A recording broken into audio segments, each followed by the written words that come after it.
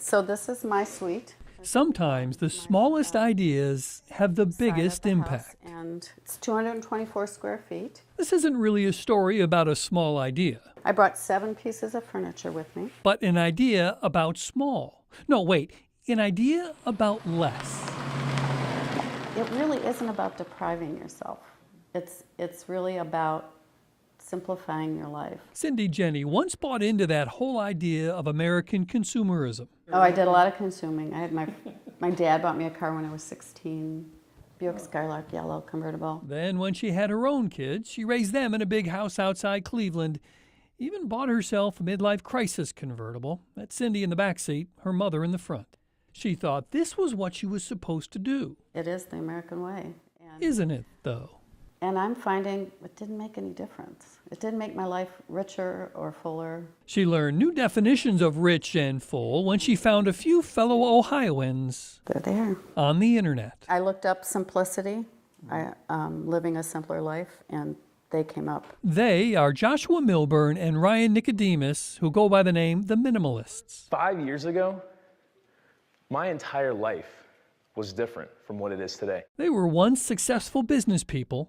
I was filling the void with consumer purchases. I bought new cars and electronics. They are now, to a degree, the heirs to Henry David Thoreau and the purposeful life. It's not that we think that there's anything inherently wrong with material possessions or working a 9 to 5. There's not. It's just that when we put those things first, we tend to lose sight of our real priorities. We lose sight of life's purpose. We wait for the weekends, and we wait for a vacation, and we wait for getting a bigger house. And so we're waiting, and we're not really living currently. Once they grew up, 2 of Cindy's 3 children had moved to North Carolina. So this is the family in Hickory. So she sold that big house in Cleveland. I found that I didn't need all this stuff. One of the things was those times I moved all these boxes that I never opened. And so I had all this stuff that I didn't even need.